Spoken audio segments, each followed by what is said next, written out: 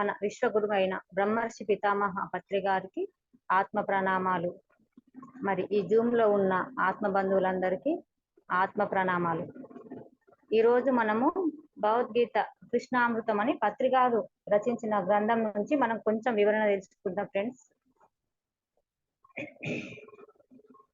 అంటే ఇది మనకు ఇంతకుముందు భగవద్గీత అంటేనే మనము ఎలా అంటే దాన్ని ముట్టడానికి పట్టడానికి కూడా ఎంతో భయంగా ఉండుంటుంది. ఇంతకుముందు మనకు ధ్యానం గురించి తెలియక ముందు అంటే అది ఎలా అంటే మనకి ఎలా ఈ సమాజంలో ఎలా ఉంది అంటే అదొక ఆ గ్రంథం భగవద్గీత గ్రంథం పూజ మందిరంలో ఉండాలి, విగ్రహాలకు ఎలా పూజ చేస్తామో ఈ భగవద్గీత కూడా అలా పూజ చేయాలి అన్న అపోహలో ఉన్నాం మనం ఇన్ని రోజులు. కానీ మన పత్రి వారి ద్వారా మనకు అపోహలన్నీ తొలగిపోయి ప్రతి ఒక్కళ్ళు ఆడ మగ చిన్న పెద్ద అందరూ కూడా భగవద్గీతను చదవాలి, అందులో ఉన్న ఆ జ్ఞానాన్ని తెలుసుకోవాలి అని మనకు ఇక్కడ అంటే అది భగవద్గీత అంటే ఇలా ఫస్ట్ సంస్కృతంలో ఉంటుండే. అందుకు పత్రి గారు ఏం చేసిండ్రంటే సంస్కృతాన్ని మనకు సంస్కృతం అందరికి అర్థం కాదు, కొందరికి అర్థమవుతుంది కాబట్టి ప్రతి ఒక్కరికి వీలయ్యే విధంగా దాన్ని మళ్ళీ అందులో ఉన్న శ్లోకాలన్నీ కుదించి 701 శ్లోకం లాగా మళ్ళీ మనకు ఒక ఈ కృష్ణామృతం అనే ఈ భగవద్గీతను మనకు పత్రి గారు వ్రాయడము మనందరికి అందించడం జరిగింది ఫ్రెండ్స్. మరి అందులోని కొంచెం మనము వివరణ తెలుసుకుందాం. మరి నేను తెలుసుకున్నది మీతో పంచుకుంటాను అనుకుంటున్నాను ఫ్రెండ్స్. మరి నాకు ఈ అవకాశం ఇచ్చిన మీ అందరికీ కృతజ్ఞతలు. ఇక్కడ ఏమంటున్నారంటే శ్రీమద్ భగవద్గీత విజ్ఞాన సారం. శ్రీమద్ భగవద్గీత భగవాన్ శ్రీ వేదవ్యాసుల వారి విరచితం.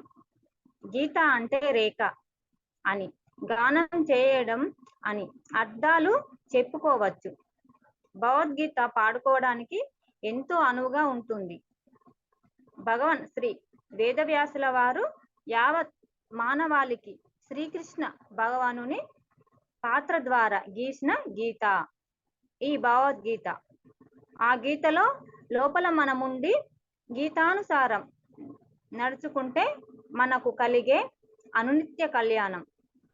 ఈ గీతను అతిక్రమించి వ్యవహరిస్తే మనకు కలిగే దినదిన కష్టం, దినదిన నష్టం. అలనాడు కురుక్షేత్రంలో మహాసంగ్రమ ప్రారంభంలో అర్జునుడికి ఉద్దేశించి గీత ఉపదేశింపబడిన నాటికి నేటికి భవిష్యత్ కాలమంతా మరి కూడా ముక్తికి మోక్షానికి అభిలంబించే ముముక్తులందరికీ లభించి మహాప్రసాదమే శ్రీమద్ భగవద్గీత. ఇక్కడ ఫ్రెండ్స్ ఏమంటున్నారంటే ఇక్కడ గీత అంటే ఒక రేఖ. గీత అంటే మనం ఏంటి మనం ముగ్గేసినా కానీ మనం ఏం చేస్తాం ఇలా గీతలు గీస్తాం కదా, అలా గీత అంటే ఒక రేఖ. ఇక్కడ రేఖ అంటే ఇక్కడ ఏమంటుండు పరమాత్మ అంటే ఇక్కడ గీత, ఆ గీతలో మనం ఉంటే మనం ఎంతో ఆనందంగా సంతోషంగా ఉండగలుగుతాం. అంటే గీత లోపల అంటే ఇప్పుడు ఈ గీత అంటే ఈ భగవద్గీత అంటే మనకు ఒకటి ఆ పరమాత్మ ఇచ్చిన ప్రసాదంగా మనం భావించి ఇదాన్ని ఆచరిస్తూ మనం అందులో ఉంటే మనము ప్రతిరోజు ఎంతో అంటే ఎట్లా అంటే ఇక్కడ అనునిత్య కళ్యాణంగా ఉండగలుగుతాము అంటుండ్రు. అంటే అదే ఇప్పుడు ఎలా అంటే ఇప్పుడు సపోజ్ మనం ఒక ఉదాహరణ తెలుసుకోవాలంటే సీతమ్మ తీసుకుందాం. సీతమ్మ ఏం చేసింది, రాముల వారు ఒక గీత గీసి వెళ్తాడు అంటే అక్కడ మాయలేడి వచ్చింది అని వాళ్ళకి తెలుసు. కానీ సీతమ్మ ఏం చేస్తుంది, ఆ లేడీ కావాలి అన్నప్పుడు లక్ష్మణుడు ఏం చేస్తాడంటే గీతలు గీసి వెళ్తాడు. గీత లోపలనే ఉండు అమ్మ, నువ్వు గీత దాటి బయటకు రాకు అన్నప్పుడు అమ్మ గీత లోపలే ఉంటే మరి అమ్మకు ఆ కష్టం రాకపోయేది కదా.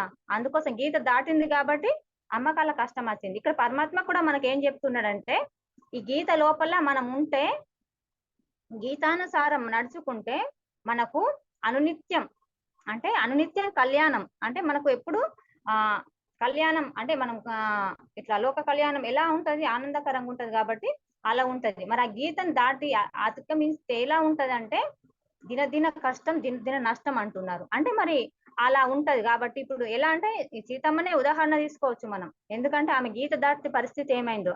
అంటే ఇక్కడ పరమాత్మ కూడా మనకు అలా చెప్తుండన్నట్టు గీత లోపల ఉంటే అనునిత్య కళ్యాణము, గీత దాటితే దినదిన కష్టము, దినదిన నష్టము అని చెప్తున్నారు ఇక్కడ. మరి అలనాడు కురుక్షేత్రంలో అక్కడ ఏంటి మహా సంగ్రామం ప్రారంభించినప్పుడు అర్జునుడికి ఉద్దేశించింది అంటే అక్కడ కురుక్షేత్రంలో ఆ సమయంలో ఉద్దేశించబడింది గీత అని చెప్తున్నారు. అంటే నాటికి నేటికి భవిష్యత్ కాలం అంతటికి కూడా ముక్తిని మోక్షాన్ని ముక్తులందరికీ లభించిన మహాప్రసాదమే శ్రీమద్ భగవద్గీత అంటున్నారు. ఇక్కడ మనకు ఫ్రెండ్స్ ఎవరైనా కానీ ఈ యొక్క భగవద్గీత మనము తెలుసుకుంటే అంటే ఇది అంటే ఎంతో కొంత మనం ఆచరించే ప్రయత్నం చేయాలి. అంటే మనం తెలుసుకున్న కొద్ది ఎవరికైనా తెలుసుకున్న కొద్దీ తెలుస్తుంది. మనకి ఎంత తెలుస్తే అంత తెలుసుకోవాలని ప్రయత్నిస్తూనే ఉండాలి. ఎందుకంటే ఇక్కడ ఈ భగవద్గీత ఒక్కటి దీన్ని అర్థం చేసుకుంటే మనకు జీవితం మొత్తం అర్థం అయిపోతుంది. అంటే ఈ భగవద్గీతలోనే మన జీవితం ఉంది మొత్తం. అంటే అందుకోసమే మన మానవాళి కోసమే ఆ పరమాత్మ మనకు అందించిండు అన్నట్టు. అందుకోసమే ఇది ఏమంటుండ్రంటే ముక్తులందరికీ లభించిన మహాప్రసాదమే శ్రీమద్ భగవద్గీత అంటున్నారు.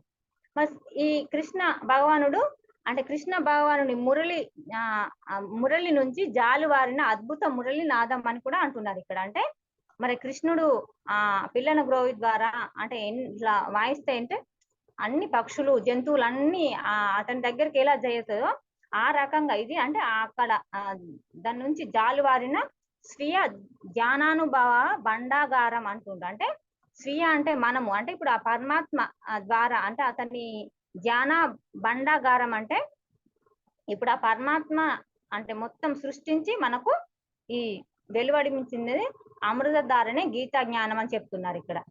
అంటే మనం ఎలా అంటే ఈ పరమాత్మ ఇచ్చిన ప్రతి ఒక్క విషయాన్ని మనము ఆచరిస్తూ ఎప్పుడు ఎరుకలో ఉంచుకున్నాం అనుకోండి మన జీవితానికి ఎలాంటి లోటు ఉండదని ఇక్కడ చెప్తున్నారు అన్నట్టు. అంటే గీత లోపల ఉంటే అనిత్య కళ్యాణం, గీత దాటితే ఇక్కడ దినదిన నష్టం దినదిన కష్టం అని చెప్తున్నారు. అందుకోసమే మనము ఎలా ఉండాలో మనము తెలుసుకోవాలి ఫ్రెండ్స్.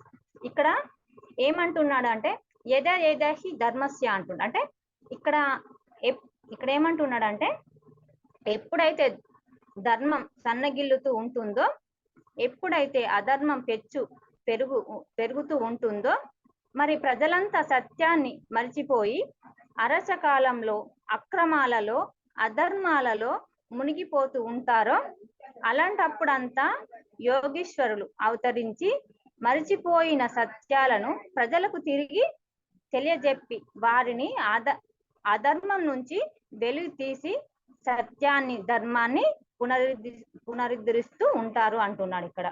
అంటే పరమాత్మ మనకి ఏం చెప్తుండంటే ఎప్పుడెప్పుడు అధర్మం సన్నగిల్లుతుందో అంటే అధర్మం అంతరించిపోయి ఇక్కడ అంటే ఎలా అంటే ఇప్పుడు జరుగుతున్నాయి కదా మనకి ఇప్పుడు ఇంతగానం హింస లేకుండే ఇంతకు మునుపు ఎక్కువ ఎప్పుడు పండగలకో పబ్బాలకో మాంసాహారాలు తినేవారు. కానీ ఇప్పుడు ప్రతిరోజు ఏ ఒక్క రోజు ఉండదు కావచ్చు, ప్రతిరోజు మాంసాహారం తింటున్నారు. అంటే ఇక్కడ హింస జరుగుతుంది. మరి ఇక్కడ మనకు ఒకసారి ఈ పత్రికారా మరి ఏదో వీడియోలో చూసిన ఏంటి అంటే మనకు కరోనా ఎందుకోసం వచ్చిందంటే ఈ భూలోకంలో అంటే ఇక్కడ హింస వల్లనే వచ్చింది అన్నట్టు ఒక రకంగా చెప్పిండ్రు మనకు. అంటే మనం ఎంతెంత హింస చేస్తామో ఆ హింస ద్వారానే మనకి ఇక్కడ మళ్ళీ తిరిగి వస్తాయని ఇక్కడ అంటే ఇప్పుడు ఇక్కడ ఏమంటుండంటే ఎప్పుడైతే ధర్మం సన్నగిల్లుతూ ఉంటుందో, ఎప్పుడెప్పుడు అధర్మం పెరుగుతుందో, అధర్మం పెరిగినప్పుడు మళ్ళీ నేను ప్రజల్లోకి వస్తాను. అంటే మళ్ళీ మనలో ఉన్న అజ్ఞానాన్ని తీసివేయడానికి, మనలో ఉన్న ఈ మూర్ఖత్వాలని తీసివేయడానికి మళ్ళీ వాళ్ళు అవతరించి మనలోకి వస్తారన్నట్టు. మరి అలాగా ఇక్కడ ఎంతో మంది యోగీశ్వరులు అవతరించారు. మరి మర్చిపోయిన అసత్యాలన్నిటిని మళ్ళీ మనకు బోధిస్తారు. అంటే ఇప్పుడు ఒక్కొక్క యుగానికి ఒక్కొక్క యోగీశ్వరులు పరమాత్ములు వచ్చారు కదా, అది మనకు తెలిసింది, అందరికి తెలిసిన విషయమే. ఎలా అంటే ఇప్పుడు ఒక యుగంలో కృష్ణ పరమాత్మని ఉన్నారు అనుకోండి, ఒక యుగంలో రాముడు ఉన్నారు, మరొక యుగంలో బ్రహ్మంగారు ఉన్నారు. ఇలా ఒక్కొక్క యుగానికి ఒక్కొక్కళ్ళు ఆది శంకరాచార్యులే కానీ ఇంకెవరెవరైనా ఇలా ఒక్కొక్క యుగానికి అంటే ఎప్పుడైతే అధర్మం పెరిగిందో అప్పుడు వాళ్ళు వచ్చి అక్కడ కొంచెం ఖండించడం అలా చేయడం జరుగుతుంది అన్నట్టు. అంటే మనకు బోధించడం. ఇప్పుడు ఆది శంకరాచార్యులు కూడా ఆనాడు ఆ కాలంలో కాశ్మీర్ నుంచి కన్యాకుమారి వరకు 3 సార్లు కాలినడకల నడుస్తూ ఆ మత కల్లోలప్పుడు వాళ్ళకు ఎంతో నచ్చ చెప్పడానికి ప్రయత్నించి వాళ్ళకి ఎంతో జ్ఞానం అందించారు. కానీ అది కొద్ది వరకే వెళ్ళింది. ఆ ఎంత కష్టపడ్డా, ఎంత శ్రమ పడ్డా గానీ అది కొద్ది మందికే వెళ్ళింది. అది పూర్తిగా ఎవ్వరికి వెళ్ళలేదు. ఇప్పుడు బ్రహ్మంగారు వచ్చినా గానీ అతడు కూడా ఎంతో చేశాడు. అంటే మనకు పుస్తకాలు చదవలేం. కాకపోతే కథల ద్వారా, సినిమాల ద్వారా ఇప్పుడు విన్నాం కదా. బ్రహ్మంగారు అతడు కూడా చాలా ప్రయత్నించిండు ఆ కాలంలో. ఎలా అంటే అసత్యంగా ఉండద్దు, సత్యాన్ని తెలుసుకోనని ఎన్నో రూపాలుగా చెప్పిండ్రు. అప్పుడు కూడా అహింస గురించి అందులో ఉంది. మనం బ్రహ్మంగారి సినిమా చూసినప్పుడు తెలుస్తది. అక్కడ ఏంటి అంటే అక్కడ పోలేరమ్మకు మూగజీవిని బలిస్తాను అని అంటే అక్కడికి వెళ్ళి ఆపుతాడు. ఆపినప్పుడు అప్పుడు ఏమంటే ఆమె ఏమన్నా నిన్ను అడిగిందా? ఆమె తల్లే కదా, ఆ సర్వరూపాల్లో దేవుడు ఉన్నప్పుడు ఆమె ఎలా కోరుతుంది? ఆమె కోరదు కదా అని అన్నప్పుడు అంటే ఆ బ్రహ్మంగారికే పరీక్ష పెడతారు. మళ్ళీ ఒకటి, ఇప్పుడు ధ్యానం కూడా ఇది ఇప్పుడు మనం నేర్చుకుంటున్నాం అనుకుంటాం, కానీ ఇది ఎన్నో సంవత్సరాల నుంచి ఉన్నదే, వేల సంవత్సరాల నుంచి. బ్రహ్మంగారి యుగంలో కూడా అతడు గుహలో కూర్చున్న చేసింది ఏంటి? ధ్యానమే. మరి అతడు ధ్యానం చేస్తూ కాలజ్ఞానాన్ని రాశాడు. ఎలా రాశాడంటే భవిష్యత్తును చూడగలిగే శక్తి వస్తుంది ధ్యానం వల్ల. కాబట్టి అందుకోసమే గృహలో కూర్చుండి అతడు కాలజ్ఞానాన్ని మొత్తం రాసిండు. మరి అలా రాసిండు, ఎంతో మందికి అందించిండు, ఎంతో మందికి తెలిపిండు, కానీ ఎవరు ఆచరించలేకపోయిండు. మరి ఇలా ఒక్కొక్క యుగానికి ఒక్కొక్క పరమాత్మ, ఒక్కొక్క యోగీశ్వరుడు ఒక్కొక్క అవతారం తీసుకొని వచ్చి మన మానవాళికి ఎంతో చెప్పాలని ప్రయత్నించినా గానీ అది కొద్ది వరకే జరిగింది. అంటే అది ఒక మూలకు అందితే ఇంకొక మూలకు అందలేదు. మరి ఏం చేయాలని అంటే ఇప్పుడు మనల్ని భూమి మీదకి పంపించిండు పరమాత్మ, మళ్ళీ పంపించాలి, ఎలా వదిలేస్తారు? వదిలేయరు. అంటే మన యోగక్షేమాలు ప్రతి క్షణం వాళ్ళు గమనిస్తూ గ్రహిస్తూనే ఉంటారు. మరి ఇలా దీన్ని ఎలా మనము అడ్డుకోవాలి అంటే వీళ్ళని ఎలా ఈ అందరినీ ఎలా సరైన మార్గంలో నడిపించాలి అని ఆలోచించి మన పత్రికారిని భూమి మీదకి పంపిండ్రట ఫ్రెండ్స్. అంటే 108 మంది యోగీశ్వరులు, అంటే 108 మహర్షులు. అంటే వాళ్ళకు అది ఏమో ఉంటదట ఫ్రెండ్స్. అంటే చెంబల అని అక్కడ ఒకటి పైన ఒక అంటే చెంబల అని కొన్ని యుగానికి ఒకసారి అక్కడ వాళ్ళు మీటింగ్ లాగా పెట్టుకుంటారట ఋషులు మహర్షులు అందరూ. అలా పెట్టుకున్నప్పుడు ఆ మీటింగ్ చేసుకున్నప్పుడు 108 మహర్షులు ఉన్నారట అక్కడ.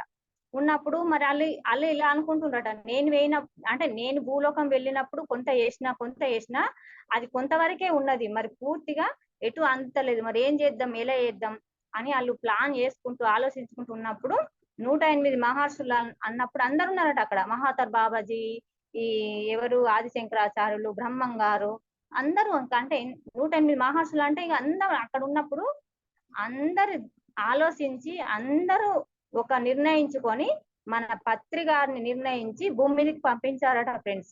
అందుకోసమే పత్రికారు అంటే అతడు మామూలు వ్యక్తి కాదు, మహాశక్తి భయపడకనే ఇప్పుడు ప్రపంచమంతటా ధ్యానమయమైంది. చూడండి, ఆలోచించుకుంటే మనకే అర్థమవుతుంది. ఇప్పుడు ఒక్కొక్క యుగానికి కొంచెం కొంచెమే తెలిసింది. అక్కడ ఆశ్రమాలకు వెళ్ళినప్పుడా లేకపోతే అక్కడికి వెళ్ళిన వారికే జ్ఞానం అందించారు. కానీ పత్రికారు ఏంటంటే ప్రతి ఊరు తిరిగారు, ప్రతి ఇంటింటికి తిరిగారు. అంటే సులువుగా ప్రతి మానవునికి ఎలా అందించాలి, ఆ చదువు వచ్చిన వాళ్ళకైనా చదువు రాని వాళ్ళకైనా, చిన్న వాళ్ళకు పెద్దవాళ్ళకు, ముసలి ముతకాని ఎవ్వరికి తేడా లేకుండా జ్ఞానం అందించాలి. ఒక్కటే సంకల్పం. అతని తపస్సు అంటే అతడు ఒక డిజైన్ మీద వచ్చిండు కాబట్టి ఆ రకంగా ఏ ఊరు అనక, ఏ వాడనక, ఎండనక, వాననక తిరిగి చివరికి సాధించారు ఫ్రెండ్స్. మరి అంటే ఇంకా కూడా మనం ఇంకా అందించాలి అంటే ఇంకా కొన్ని ఉన్నాయి, ఇంకా కొంతమందికి ఉన్నది. ఇది చాలా ప్రతి ఊర్లోకి వెళ్ళింది ధ్యానము. ఎలా అంటే మనకు పత్రికారు ప్రతి ఇంటింటికి, ప్రతి గడపకు వెళ్ళేలా చేశారు ఫ్రెండ్స్. మరి మనం కూడా పత్రికారి ఆశయంలో భాగంగా మరి పత్రికారు అందించిన ఈ భగవద్గీత ద్వారా మనం తెలుసుకుంటూ మన ఇతరులకు కూడా తెలిపే ప్రయత్నం చేద్దాం ఫ్రెండ్స్. మరి ఇక్కడ ఏమంటుండంటే ఇక్కడ అధర్మము పెచ్చు లేచినప్పుడు నేను మళ్ళీ అవతరిస్తాను అంటుండ. అంటే అధర్మంలో మునిగిపోతూ ఉంటారో అలాంటప్పుడు యోగీశ్వరులు అవతరించి మళ్ళీ మనల్ని అధర్మం నుంచి వెలికి తీసి సత్యాన్ని, ధర్మాన్ని పునరుద్ధరిస్తారు. అంటే ఇప్పుడు మనకి ఈ జ్ఞానం ద్వారా మనం ఎంత తెలుసుకుంటున్నాం ఫ్రెండ్స్. ఈ జ్ఞానం లేకపోతే ఈ ధ్యానం అంటే అసలు ఒక మహావరం అనుకోవాలి. పత్రి గారు మామూలు వ్యక్తి కాదు, మహా శక్తి. అందుకోసమే ఇంత ప్రపంచమంతట ధ్యానమయమైంది. కొన్ని ఊళ్ళే శాకాహారులుగా మారేరు. మరి ఇంకా మార్చాలి. ఇంకా చాలా మంది మూఢనమ్మకంలో ఉన్నారు. ఆ మూఢనమ్మకాలన్నీ మనం తీసేయాలి. ఈ భగవద్గీత ద్వారా మనము ఇంకా పత్రి గారు రాసిన పుస్తకాలు ఎన్నో ఉన్నాయి. అవన్నీ చదువుతూ మనం ఆచరిస్తూ ఇతరులకు కూడా ఆచరింపజేయాలి ఫ్రెండ్స్. ఇక్కడ ఏమంటుండంటే శ్రీ వేదవ్యాసులారు మహాయోగి సత్య ప్రబోధాల కోసం ఎప్పటికప్పుడు పుడుతూనే ఉంటారు. ఇప్పటికే ఎంతో మంది యోగీశ్వరులు పుట్టారు. ఇప్పటికే ఎంతమంది బుద్ధులు పుట్టారు. మరి ఇంకా ఎంతమంది యోగీశ్వరులు పుడతారో, మరి ఇంకా ఎంతమంది బుద్ధులు పుడతారు. వీరంతా ప్రతి మానవుడు ధర్మంలో జీవించేందుకు, సత్యం వెలుగులోకి వచ్చేందుకు మానవ జన్మలు మహోద్ధరం తన వంతు సహాయానికి పుడుతూనే ఉంటారు అంటుంది. చూడండి ఫ్రెండ్స్, మానవుల కోసం వాళ్ళు మహాత్ములు, యోగులు, బుద్ధులు ఎందుకోసం పుడుతున్నారు? మనం ఇప్పుడు బుద్ధుల గురించి తెలుసుకుంటే అతడేంటి, ఒక మహారాజు అన్నప్పుడు అతనికి ఎంత వైభోగం, ఎంత రాజయోగం. ఎందుకోసం వెళ్ళిండు? మన కోసం. ఇప్పుడు మనము అంటే మనం ఇలా దుఃఖంలో పడి కొట్టుమెట్టాడుతున్నాం, దుఃఖంలో మునిగిపోతుండ్రు. మరి దుఃఖానికి అంతం లేదా? ఎలా ఈ ప్రజలు నేను ఎలా కాపాడాలి, వీళ్ళ దుఃఖాల నుంచి ఎలా బయట పెట్టాలి అని అతడు ఒక ఆవేదనలో అతడు రాజ్యంను వదిలిండు, తండ్రిని, భార్యను, పిల్లని అందరిని వదిలేసి వెళ్ళిపోయాడు. ఎందుకోసం? మన కోసం వెళ్ళిపోయి. అంటే అప్పుడు ఇంత వెళ్ళిపోయి ఎక్కడ అంటే ఎన్నో అక్కలు తిరిగి ఎంతో మంది గురువులను ఆశ్రయించి అక్కడికి వెళ్ళినా గానీ నాకు ఇది కాదు అని అతడు ఎంత వేదన చెంది ఆహారం లేక, నీళ్లు లేక, ఒక ఎండుటాకులాగా మాడి చివరికి మనకి ఆనాపాన అనే సతి అనే ధ్యానాన్ని మనకు అందించిండు. సులువుగా చేసుకోండి మానవులు, మీరు దుఃఖాల నుంచి బయటపడండి అని మనకు అందించాడు. మనల్ని ఎన్నో వేల సంవత్సరాలు కష్టపడి ఇల్లు, రాజ్యాన్ని, పిల్లలందరినీ వదిలేసి వాళ్ళు ఆహారం, నీరు లేక ఎంతో శ్రమించి చెట్లు పుట్టల వెంట తిరిగి ఎన్నో ఆశ్రమాలకు ఎంతో మంది గురువులను ఆశ్రయించి మరి మనకు సరియైన జ్ఞానాన్ని అందించడానికి వాళ్ళు ఎంతో శ్రమిస్తే మరి వాళ్ళ శ్రమకు ఫలితంగా మనం కూడా వాళ్ళు నేర్పించే ఈ జ్ఞానాన్ని అందుకుందాం ఫ్రెండ్స్. మరి ధ్యానం ద్వారా ఎంతో మనకు సౌకర్యం, అంటే ఈ ధ్యానం ద్వారా మనకు ఎన్నో లాభాలు ఉన్నాయని మనము ఇతరులకు చెప్పాలి ఫ్రెండ్స్. మరి మనం తెలుసుకొని మనమే ఆచరిస్తే సరిపోదు, మనము నలుగురికి చెప్పే ప్రయత్నం చేద్దాం. బుద్ధుడు చూడు ఇక్కడ ఏమంటుండ్రు, ఎంతో మంది యోగేశ్వరులు పుట్టారు, ఇప్పటికి ఎంతో మంది బుద్ధులు పుట్టారు, ఇంకా ఎంతమంది యోగేశ్వరులు పుడతారో ఇంకెంతమంది బుద్ధులు పుడతారో అంటుండు. అంటే మనము కూడా బుద్ధుల్లాగా తయారు కావాలి ఫ్రెండ్స్. మరి అంత త్యాగం చేయలేం కావచ్చు, కానీ కొంచెం అనేది చేయాలి, మన వంతు సహాయం మనం చేయాలి. మరి ఈ భూమి మీదకి మనం ఎందుకోసం వచ్చినాం, మనం ఎవరము, మన డిజైన్ ఏంటి అని తెలుసుకున్నప్పుడు మన ప్రశ్నకు ఆన్సర్ దొరుకుతుంది. మరి మనం చేయాల్సిన పని మనం ఏదో చేయాలి ఫ్రెండ్స్. ఇక్కడ వాళ్ళ త్యాగానికి మనము ఫలితం అందించాలి ఫ్రెండ్స్. ఇప్పుడు పత్రి గారే కానీ, బుద్ధుడు చేసిండు, ఎంతో శ్రమించి చేసిండు, అది కానీ కొంతవరకే ఉన్నది. అది బౌద్ధ మతం అని కొంతవరకే తెలిసింది, దీని గురించి ఎవరికి తెలియదు. కానీ మన పత్రిజీ భూమి మీదకి వచ్చిన తర్వాతనే ఈ ఆనాపాన సతి ధ్యానం అని మన మానవాళికి అందరికీ ఊరూరున గ్రామాన తెలిసింది ఫ్రెండ్స్. అంటే ఈ రకంగా డిజైన్ చేసుకొని భూమి మీదకి వచ్చిండు పరమాత్మ ఆ పత్రిజీ. మరి బుద్ధుడు కనిపెట్టిన ధ్యానాన్ని మన పత్రికారు మనందరికి అందించిండు. మరి మనకు అందించిన ఈ ధ్యానాన్ని మనము కూడా ఎంతో కొంతమందికి అందిస్తూ అందరినీ జ్ఞానులుగా చేద్దాం ఫ్రెండ్స్. ఆత్మ జ్ఞానులుగా మార్చినప్పుడు మరి అంతటా ఎలా ఉంటదంటే ఆనందమయమే కదా మాస్టర్స్.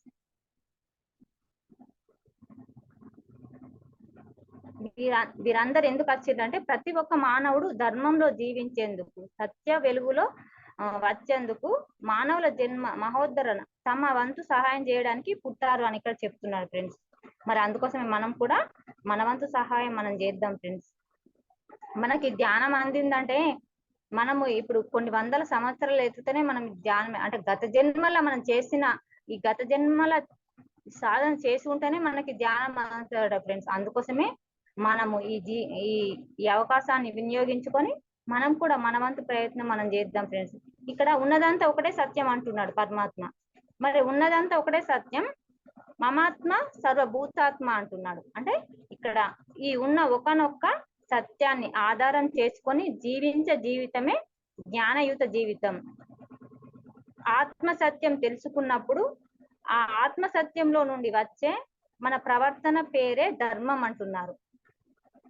ఆత్మ సత్యం తెలిసినప్పుడు ఆ సత్యంలో జీవిస్తూ ఉంటాం. ఆ సత్యంలోంచి బయటకు వచ్చేది అధర్మం. ఆ సత్యంలో ఉంటూ మనం చేసే వ్యవహారమే అధర్మం అంటుంది. అంటే ఇక్కడ ఏమంటున్నాడంటే ఆత్మ సత్యం తెలుసుకున్నప్పుడు ఆ ఆత్మలో నుండి వచ్చేది మన ప్రవర్తన పేరే ధర్మం అంటున్నాడు. అంటే మనం ఎప్పుడైతే సత్యం తెలుసుకుంటామో అప్పుడు సత్యం తెలుసుకున్నప్పుడు ఇప్పుడు మన పత్రిక ద్వారా మనం ఎంతో కొంత తెలుసుకున్నాం కదా. ఆ తెలుసుకున్నప్పుడు మనం ఏం చేస్తున్నాం, దాన్ని ఆచరిస్తున్నాం. అంటే మనకు తెలుస్తుంది అన్నట్టు. ఆచరించినప్పుడు ఏం తెలుస్తుంది, మనము ఇది ధర్మము, ఇది సత్యము, మనం ఇలా వెళ్ళాలి, ఇలా వెళ్ళొద్దు, ఇది రూట్ కరెక్ట్ కాదు అని మనం తెలుస్తుంది కాబట్టి మనం తెలుసుకోగలుగుతున్నాం. మరి ఇక్కడ తెలియని వాళ్ళు ఏం చేస్తారు, అది అసత్యంలో జీవిస్తారు. మరి అసత్యంలోంచి బయటపడాలి అంటే మరి ఇలా ఏ మార్గం అంటే ధ్యానమే సరి అయిన మార్గం అని ఇక్కడ మనకు చెప్తున్నారు ఫ్రెండ్స్. ఇక్కడ మళ్ళీ ఏమంటుండంటే సృష్టి వ్యాప్త సత్యాలన్నిటికీ ప్రత్యక్షంగా అనుభవించి మరి పరోక్షంగా సమీకరించి క్రోడీకరించి శ్రీ వేదవ్యాసుల వారు బ్రహ్మసూత్రాలు, శ్రీమద్ భగవద్గీత మొదలైనవన్నీ రచించి ప్రజలకు సంపూర్ణ సమగ్ర మార్గదర్శకత్వం గావించారు అంటున్నారు ఇక్కడ. అంటే ఇక్కడ పరోక్షంగా ప్రత్యక్షంగా అంటే వాళ్ళు వేదవ్యాసుల వారు అంటే వాళ్ళు యోగులు కదా, మహర్షులు కదా. వాళ్ళు ఎలా అంటే అన్ని చిత్రీకరించి క్రోడీకరించి అంటే అన్ని కోణాల్లోంచి తీసుకొచ్చి మన మానవులకు సులువుగా అందించడానికి ఇలాంటి గ్రంథాలు మనకు బ్రహ్మసూత్రాల ద్వారా, ఇలాంటి గ్రంథాల ద్వారా మనకు ప్రజలకు అందించాలని అన్ని కోణాల నుంచి తీసుకొచ్చి మనకు సులువుగా మరి ఈ భగవద్గీతలో మనకు అన్ని సమకూర్చారు ఫ్రెండ్స్. ఇక్కడ వేదవ్యాసుల వారి మరి శ్రీకృష్ణ వారికి నమస్కరిస్తూ వారు ఆత్మ సత్యాన్ని భగవద్గీతలో కొన్ని ప్రధానమైన శ్లోకాల ద్వారా మనకు సమర్పించుకుందాం. ఎందుకంటే కొన్ని ప్రధానమైన శ్లోకాలు మాత్రమే తీసుకుంటే అనేకమైన విషయాలను పదే అధ్యాయంలో ఒకే విధంగా చేశారు. కొన్ని విషయాన్ని ఎన్నో శ్లోకాలు ఒకే మూసలో వివరించారు. ఉదాహరణకు ఒక శ్లోకం మాత్రం తీసుకొని మనం సంపూర్ణంగా విషయగ్రహణ చక్కగా చేసుకోవచ్చు. భగవద్గీత 18 అధ్యాయాలుగా విభజింపబడి ఉంది. కానీ ఉన్నదంతా ఒకటే జ్ఞానం. అన్ని అధ్యాయాల్లోనూ అన్ని యోగాలలోనూ అదే జ్ఞానం, అదే మౌలిక సూత్రం మళ్ళీ చెప్పబడ్డాయి. అంటే ఇక్కడ మనకేంటి అంటే 18 అధ్యాయాలుగా విభజింపారు ఇక్కడ. అంటే ఇక్కడ పత్రిక ఏం చేసిందంటే అది సంస్కృతం అందరికి అర్థం కాదని మనకి ఇక్కడ మనకు సులువుగా ఇక్కడ పెట్టిండు అన్నది ఈ భగవద్గీత కృష్ణామృతం అంటారు. ఇక్కడ భగవద్గీత సారం అంటే ఏంటి అంటే శ్రీకృష్ణామృతం, శ్రీమద్ భగవద్గీత విజ్ఞాన సారంలో మనం ఇక్కడ ఏమంటున్నాడంటే నిత్య జీవితంలో ఏ విధమైన జ్ఞానాన్ని కలిగి ఉండాలి అంటున్నారు. ఆ యొక్క జ్ఞానాన్ని పొందడానికి చేయవలసిన సాధన ఏమిటి అంటున్నారు. నిమిత్త మాత్రంగా ఉంటూ కర్మ బంధాలలో చిక్కుకోకుండా కర్తవ్య కర్మాచరణ ఎలాగా అంటున్నారు. ఏది ధర్మము, ఏది సత్యము, సత్యంలో జీవించాలంటే ఎటువంటి కర్మలు చేయాలి, ఎటువంటి జ్ఞానాన్ని సముపార్జించుకోవాలి ఇత్యాది మౌలిక విషయాలు సంబంధించిన భగవద్గీతలో వివిధ అధ్యాయాలలో చెప్పబడిన అనేక శ్లోకాల నుండి 1 లేక 2 శ్లోకాలను తీసుకొని వివరంగా ముచ్చటించ జరిగింది. ఆత్మ సత్యాన్ని సరిగ్గా తెలుసుకున్నప్పుడే దైనందిన జీవితంలో సరిగ్గా జీవించగలుగుతాం. హిందువులుగా పుట్టాం కనుక కృష్ణుడు చెప్పింది తెలుసుకోవాలని కాదు, కృష్ణుడు చెప్పింది జీవిస్తేనే హిందువులు అవుతారు. భారతదేశంలో పుట్టినందుకో హిందువుల్లో పుట్టినందుకో ఎవరు హిందువులుగా కాలేరు కాబోరు. అంటే ఇక్కడ ఈ విషయంలో పిరమిడ్ మాస్టర్స్ అయినా మనందరికీ క్షుణ్ణంగా తెలుసు. వారికి కొత్తగా చెప్పేది ఏమీ లేదు. అయినా కూడా నూతనంగా పిరమిడ్ ఆధ్యాత్మిక ప్రవేశంలోకి మరి కృంగొత్తగా ధ్యానంలోకి ప్రవేశించిన భగవద్గీత గురించి సరైన అవగాహన ఎంతైనా అవసరం. ఇక్కడ ఏమంటున్నాడు అంటే ఫ్రెండ్స్, మనము జీవితంలో జీవించాలి అంటే నిత్య జీవితంలో ఏ విధమైన జ్ఞానాన్ని కలిగి ఉండాలి అంటున్నారు ఇక్కడ. అంటే క్వశ్చన్ లాగా, అంటే మన నిత్య జీవితంలో ఏ విధమైన జ్ఞానాన్ని కలిగి ఉండాలి అంటున్నారు. ఏ విధమైన జ్ఞానాన్ని అంటే మనం వేరే ఇక్కడ చెప్పుకోవాల్సిన అవసరం లేదు. ఈ కృష్ణ పరమాత్మ చెప్పిన జ్ఞానాన్నే మనం కలిగి ఉంటే మనం అనునిత్యం ఇక్కడ కళ్యాణం అని చెప్పింది కదా, మరి అలాగా ఉండగలుగుతాం ఫ్రెండ్స్. ఆ యొక్క జ్ఞానాన్ని పొందడానికి చేయవలసిన సాధన ఏమిటి? ఆ జ్ఞానాన్ని చేయవలసిన సాధన ఏంటి? ధ్యానమే. ఈ ధ్యానమే ఒకటి మనకు సరైన మార్గం, సరైన సాధన. మరి నిమిత్త మాత్రంగా కర్మ బంధాల్లో చిక్కుకోకుండా ఎలాగా అంటుండు అంటే కర్తవ్య కర్మచరణ ఎలాగా అంటుండు. మరి కర్మ బంధాల్లో చిక్కుకోకుండా అంటే ఎలా అంటే ఇక్కడ వాళ్ళు ఎలా చెప్తారు, మన కర్మ చేయాలి అంటే మనం కర్మ అంటే మనం చేసే పని, ఆ పని చేయాలి. మరి ఇక్కడ ఏదో పని చేస్తే నాకేదో కర్మ వస్తుంది ఇదా అని పని చేయకుండా ఉండకూడదు. ఆ కర్మ దాన్ని మనకు అంటకుండా ఉండాలి అంటే మనం ఎప్పుడు ఎలా ఉండాలంటే ఎరుకలో ఉండాలి. ఎరుకలో ఉంటే అది మనకు కర్మ అంటది. అందుకోసమే ఇక్కడ ఏమంటే అలా ఉండాలి. మనం ఏది కూడా మన కర్మ బంధాల్లో చిక్కుకోకుండా ఉండాలి. మన కర్మ బంధం అంటే మన కుటుంబ బంధమే కావచ్చు, ఏదైనా కానీ మనం ఏంటంటే కర్మ చేయడమే మన వంతు. దాని బాధ్యత మాత్రం, దాని ఫలితం మాత్రం మనం ఆశించకూడదు.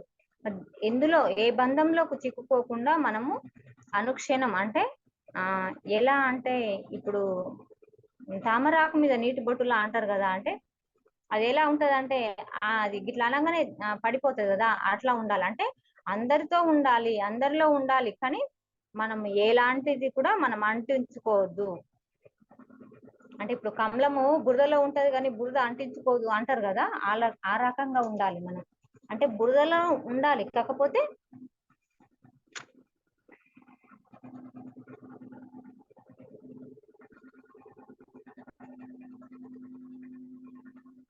ఇక్కడ ఏది ధర్మము ఏది సత్యం అంటున్నారు. మరి ఇక్కడ ఏది ధర్మము ఏది సత్యము అని అంటున్నారు. మరి ఏది ధర్మము ఏది సత్యం అని తెలుసుకోవాలంటే మనం చేసే ప్రయత్నం కూడా సాధనే. ధ్యానం సాధన చేస్తే మనకు సత్యమేంది అసత్యమేంది, ఏది మంచి ఏది చెడు అని మనం ఇక్కడ తెలుసుకోగలుగుతాం ఫ్రెండ్స్.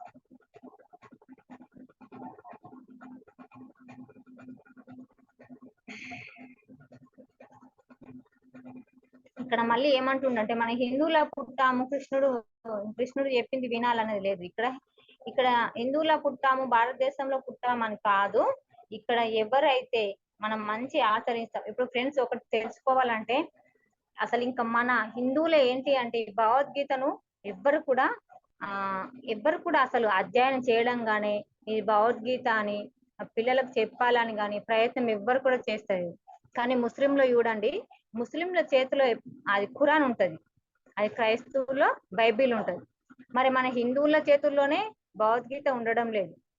మరి గాంధీ పరమాత్మ విగ్రహాన్ని పెడతారు, ఆ పరమాత్మ చేతిలో ఒక బుక్ ఉంటది ఖచ్చితంగా, అదేంటి అంటే భగవద్గీతది. మరి అక్కడ మనం స్ఫూర్తిగా పెట్టుకున్న విగ్రహం చేతిలో భగవద్గీత ఉంటది కానీ మరి మానవుల చేతిలో భగవద్గీత ఎందుకు ఉంటలేదు?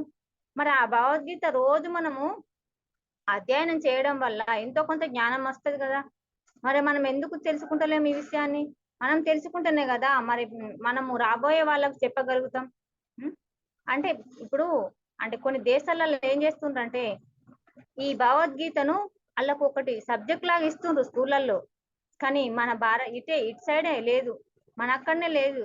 ఎందుకంటే మనోళ్ళు బాగా అతి తెలివి మంతులు కాబట్టి దాన్ని ఒక మత గ్రంథమా అదేంటి దాన్ని అని ఒక రకంగా తీసుకొచ్చిండు. కానీ ఇప్పుడు ఆ అపోహలన్నీ తొలగించాడు మన పత్రికారు. అందుకోసమే మన ప్రయత్నం చేయాలి. ప్రతి ఒక్కరు భగవద్గీతను ఆచరిస్తూ పిల్లలకు చెప్పడం, స్కూల్లో కూడా దీన్ని ఒక సబ్జెక్ట్ లాగా ఇవ్వాలి. అయితే నేను ఎక్కడో విన్నాను ఫ్రెండ్స్. అయితే వాళ్ళు భగవద్గీతలో దాన్ని ఒక సబ్జెక్ట్ లాగా ఇచ్చి వాళ్ళు క్వశ్చన్లు కూడా పెడుతుండ్రు. అంటే ఇందులో జ్ఞానాన్ని కూడా వాళ్ళు అందుకోవాలి. ఈ జ్ఞానాన్ని అందుకుంటే వాళ్ళ భవిష్యత్తు ఎలా ఉంటదంటే బంగారుమయంగా ఉంటది కదా. అందుకోసమే దీన్ని ఒక మనము స్కూళ్ళల్లో కూడా పిల్లలకు అందజేయ ప్రయత్నం చేయాలి.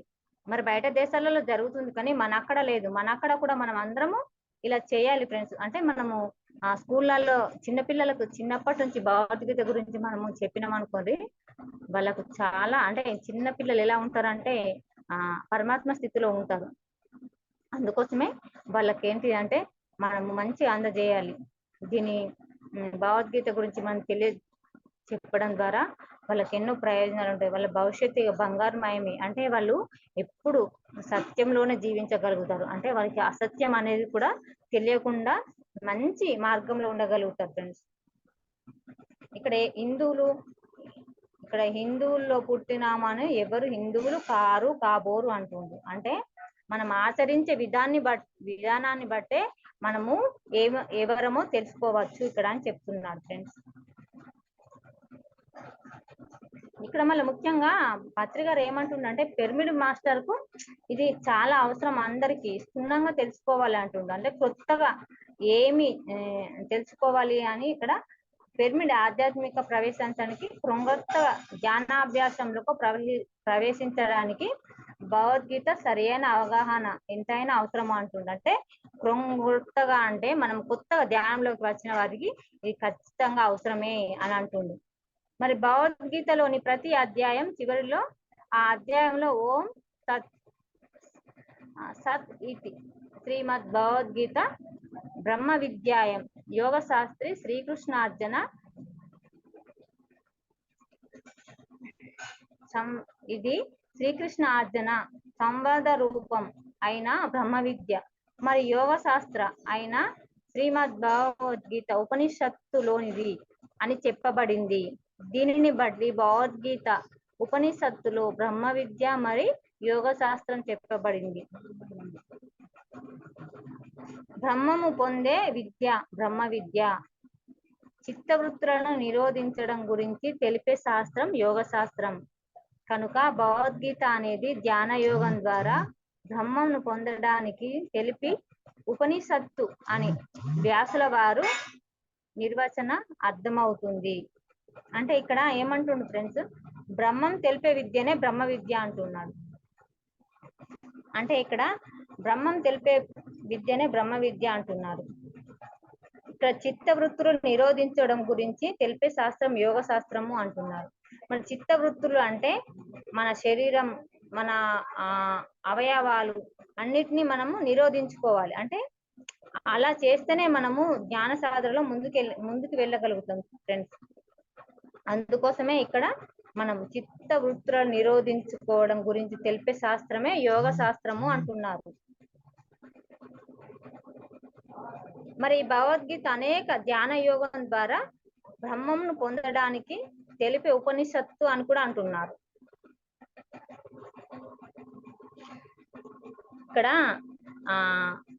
ఇక్కడ అర్జునుడు ఏమంటాడు అంటే, ఇక్కడ కౌరవ పాండవుల అంతిమంగా యుద్ధానికి సంసిద్ధులు కురుక్షేత్రంలో సైన్యాన్ని మోహరించి ఉన్నారు. ఆ దృశ్యాన్ని చూసిన అర్జునుడు మనసు చలించింది. వాళ్ళంతా నా గురువులు, నా బంధువులు, స్నేహితులు అన్న బంధు వ్యామోహం కలిగింది. వారందరినీ సంహరించి పాపాన్ని మూట కట్టుకుంటాను అన్న పాపభీతి కలిగింది. వారందరి రక్తంతో తడిపిన ఆ సింహాసనం వద్దన్న విరక్తి కలిగింది. యుద్ధం చేయలేను అని ధనుర్బాణాలు కింద పడేసి దుఃఖిస్తూ రథంలో కూలబడ్డాడు అర్జునుడు. అక్కడ అర్జునుడు కనిపిస్తున్న దృశ్య ప్రపంచం శాశ్వతమైనది అని అనుకుంటున్నాడు. అన్న భ్రమలో ఉన్నాడు. తన ముందు ఉన్నవారంతా తన వాళ్ళు అని బంధువులని అనుకుంటున్నాడు. అయితే వీళ్ళంతా వివిధ స్థాయిల్లో ఉన్న ఆత్మలు అని భూలోకపు పాఠశాలలో రకరకాలుగా పాఠాలు నేర్చుకోవడానికి వచ్చారు అని, వచ్చిన పని పూర్తి కాగానే ఆ దేహాలను వదిలి వెళ్ళిపోతారు అని అతనికి ఇంకా తెలియదు. వాళ్ళందరికీ యుద్ధంలో తాను చంపాలని దుఃఖిస్తున్నారు. ఆత్మ అన్నది చంపబడనిది అని, ఆత్మ అన్నది చావబడనిది, ఆత్మ అన్నది నిత్యమైనది అని అతనికి ఇంకా ప్రస్ఫుటంగా, ఖచ్చితంగా, నిస్సందేశంగా తెలియదు.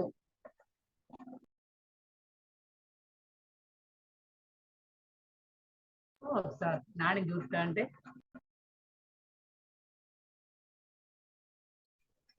అంటే ఇక్కడ ఏమంటున్నాడంటే, కౌరవులు పాండవులు యుద్ధంకు సిద్ధమైనప్పుడు ఇక్కడ అర్జునుడు ఏమంటున్నాడు అంటే, వాళ్ళందరూ నా చుట్టాలు, వాళ్ళందరూ నా బంధువులు, వాళ్ళంతా నా గురువులు, నా స్నేహితులు, వాళ్ళని నేను ఎలా చంపాలి అని అంటున్నాడు.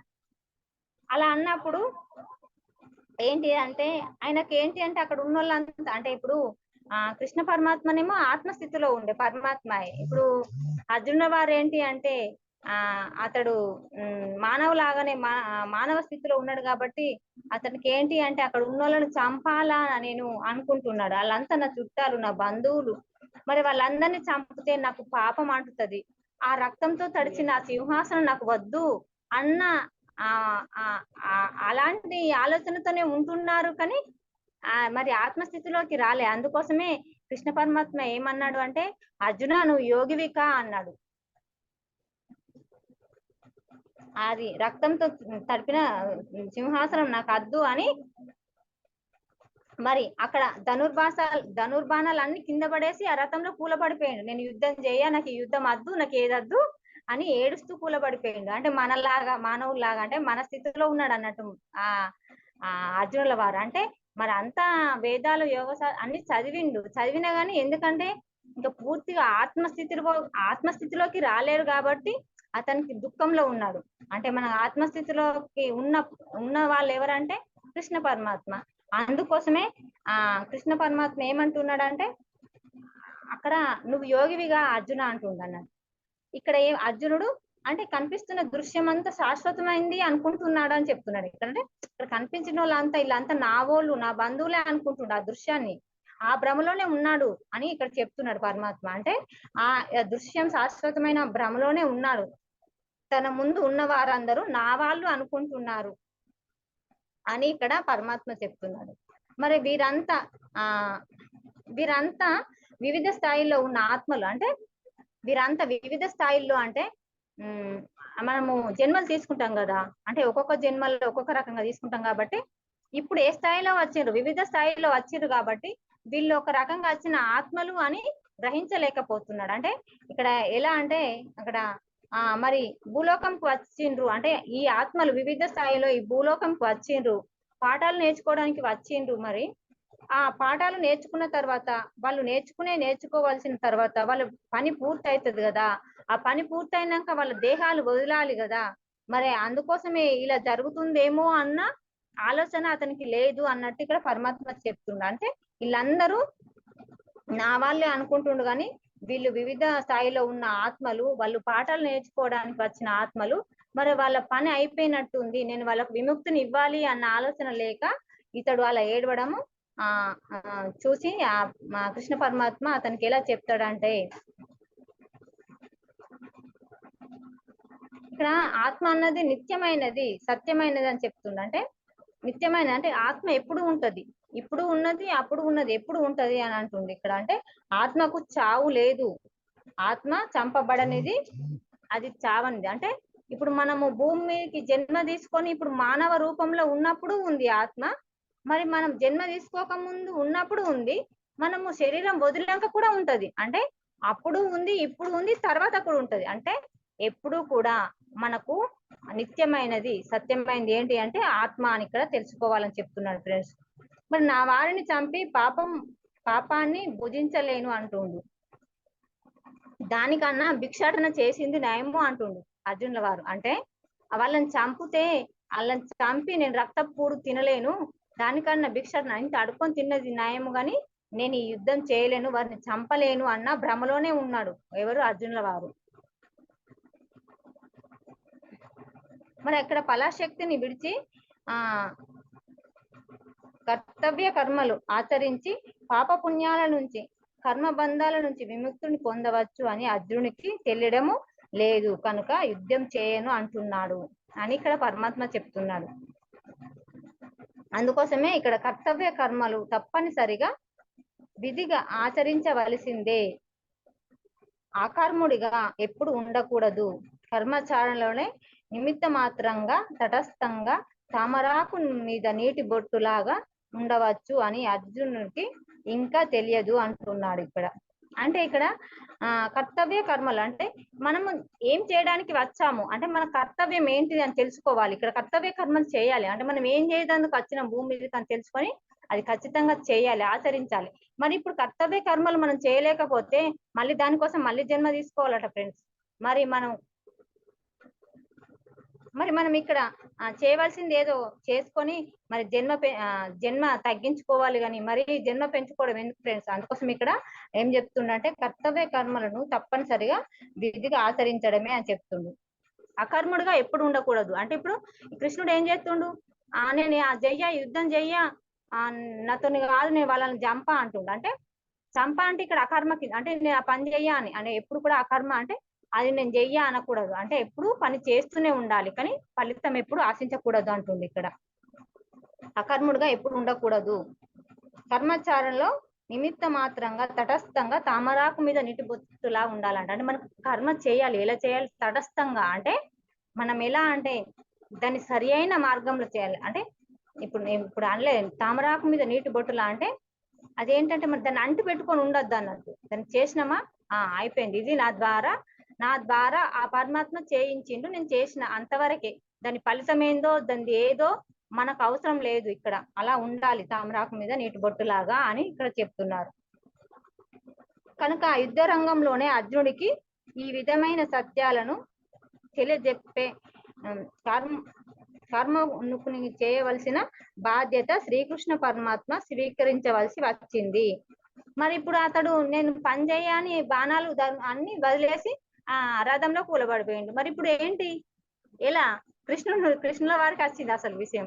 ఇప్పుడు ఏం చేయాలి, అతనికి ఎలా చెప్పాలి, అతనికి ఎలా వివరించాలి, అతన్ని మళ్ళా యుద్ధంలోకి ఎలా తీసుకురావాలి అని ఇప్పుడు కృష్ణ పరమాత్మ ఇక్కడ ఏంటి అంటే ఈ బాధ్యతను స్వీకరించడం జరిగింది అంటుంది. మరి ఇప్పుడు అతనికి వివరించకపోతే ఇక్కడ యుద్ధం జరగదు, ఇక్కడ యుద్ధం జరగకపోతే అక్కడ ఏంటి జరగవలసింది ఏది జరగదు కాబట్టి ఇప్పుడు ఆయనకు నచ్చ చెప్పాలి అని ఇక్కడ మనకి భగవద్గీత ఎప్పుడు వచ్చింది అంటే ఇక్కడ ఏదో అక్కడ ఆ బ్రహ్మం గారు కాలజ్ఞానం రాసినట్టు ఎక్కడో గుహలో కూర్చుండి రాసింది కాదు. ఇది ఎక్కడో అందరూ ఋషులు మహర్షులు కూర్చొని చేసింది కాదు, ఒక యుద్ధ రంగంలో వచ్చింది ఫ్రెండ్స్. ఈ భగవద్గీత ఒక యుద్ధ రంగంలో వచ్చింది. అంటే ఈ అర్జునుడు ఏం చేసిందంటే బాణాలు వదిలేసి నేను యుద్ధం చేయ అని చెప్పినప్పుడు మరి ఇతనికి ఎలా చెప్పాలి అని ఇక్కడ అతడు బాధ్యత స్వీకరించండి. ఎవరు? కృష్ణ పరమాత్మ స్వీకరించినప్పుడు కాలాన్ని ఆపి ఆ యుద్ధ రంగంలోనే అర్జునుల వారికి ఇదంతా బోధించడం జరిగిందట ఫ్రెండ్స్. అలా బోధించడం వల్లనే అర్జునుల వారి ద్వారా మనకి ఇంతటి జ్ఞానాన్ని అందించిన అర్జునుల వారికి ఆ కృష్ణ పరమాత్మకు మనం కృతజ్ఞతలు చెప్పుకోవాలి. ఎందుకంటే ఆ అర్జునుడు అలా అడగడం ద్వారానే కదా మనకి ఇంతటి జ్ఞానాన్ని అందించిండు కృష్ణ పరమాత్మ. మరి అలా యుద్ధ రంగంలో ఈ భగవద్గీత ఉద్భవించిందని ఇక్కడ మనం తెలుసుకోవాలి ఫ్రెండ్స్. ఇక్కడ ఏమంటుండంటే ప్రతి వ్యక్తి దేహంలోనూ ఉన్న దేహి ఆత్మ జీవాత్మ ధ్యాన యోగ అభ్యాసం ద్వారా ధ్యాన సాధన ద్వారా ఆత్మతత్వాన్ని గ్రహించి జ్ఞానాత్మగా మారిన తర్వాత జీవాత్మ బ్రహ్మాత్మల అభేదాన్ని గ్రహించడమే కాక బ్రహ్మం యొక్క సర్వవ్యాపకత్వాన్ని కూడా అనుభవించింది బ్రహ్మ జ్ఞానిగా అంటుంది ఇక్కడ. అంటే ప్రతి వ్యక్తిలో దేహంలో దేహి ఆత్మ జీవాత్మ ధ్యాన సాధన ద్వారా ఆత్మ సత్యాన్ని గ్రహించినప్పుడు జ్ఞానాత్మగా మారి తర్వాత జీవాత్మ బ్రహ్మాత్మగా మారుతుంది. అంటే మరి ఇవి అన్ని మారుతూ రావాలంటే మనం చేయాల్సిన సాధన ధ్యానమే. ఈ జ్ఞానం తెలుసుకుంటేనే మరి జీవాత్మ నుంచి ఆ దేహి నుంచి ఆత్మ, ఆత్మ నుంచి జీవాత్మ, తర్వాత ఇక్కడ జ్ఞానాత్మగా బ్రహ్మాత్మగా ఇలా ఎదిగి మనం సర్వాత్మ భావంలోకి వస్తాం ఫ్రెండ్స్.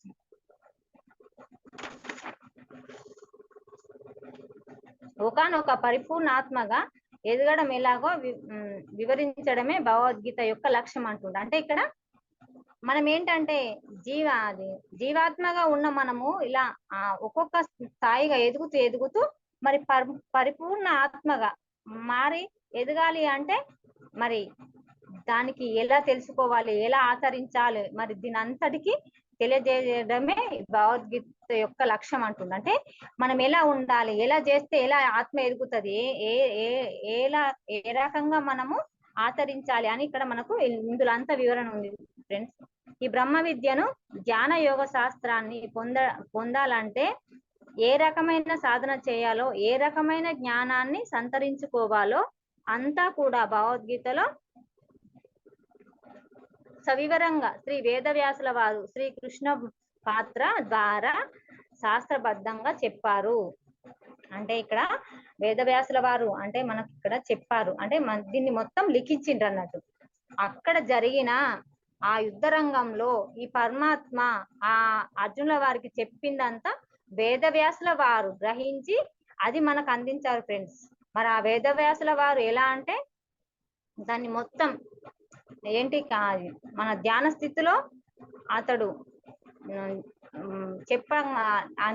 మన ఎవరు విఘ్నేశ్వరుల వారు, మన వినాయకుడు ఏం చేస్తాడంటే వినాయకుడిని సహాయం తీసుకుంటాడు. నేను చెప్పింది నువ్వు రాయాలి అని అంటాడు. అంటే వినాయకుడు కూడా ఒక షరతు మీద ఒప్పుకుంటాడట ఫ్రెండ్స్. అంటే నేను రాస్తాను, నువ్వేది ఎంత చెప్తే అంత రాస్తా, కానీ నువ్వు చెప్పడం ఆపినవా నేను వెళ్ళిపోతా అంటాడట ఎవరు వినాయకుడు. మరి వేదవ్యాసుల వారు వినాయకుడు కలిసి మరి అక్కడ జరిగిన యుద్ధరంగంలో జరిగిన ఈ సంభాషణలు మొత్తం మనకు ఈ రకంగా భగవద్గీత రూపంలో వేదవ్యాసుల వారు మనకు అందించారు ఫ్రెండ్స్. మరి వేదవ్యాసుల వారు చెప్పే స్పీడుకు వినాయకుడు ఏంటి నెమలిపించంతో రాస్తారు కదా, అలా రాస్తే ఆ నెమలిపించాలు ఆగుతలేవట, పటాపట్ ఇరిగిపోతున్నాయట. మరి ఎలా అని ఇక్కడ వాళ్ళు షరతు మీద ఒప్పుకున్నారు కాబట్టి ఎలా అని వినాయకుడు ఏమి ఆలోచించి తన దంతాన్ని ఒకటి తీసి రాయడం మొదలు పెట్టారట. ఆ వేదవ్యాసుల వారు అతడు ఎంత స్పీడ్గా చెప్తుంటే ఈ వినాయకుడు అంత స్పీడ్గా రాసి మనకి ఇలా లిఖించి మనకి ఇంత ఇదే ఈ అద్భుతాన్ని మనకు అందించారు ఫ్రెండ్స్.